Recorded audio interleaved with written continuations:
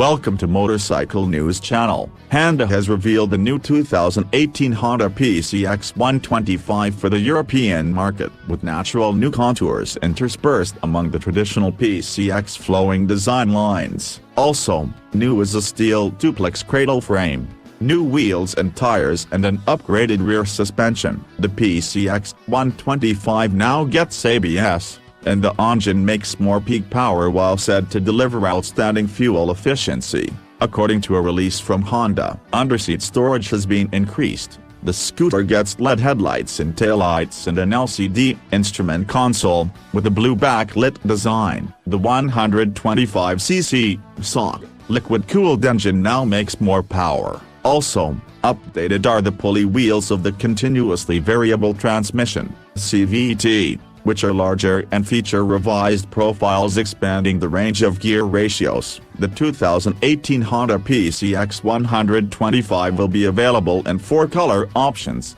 Pearl Cool White, Pearl Night Star Black, Matte Carbonium Gray Metallic, and Pearl Splendor Red.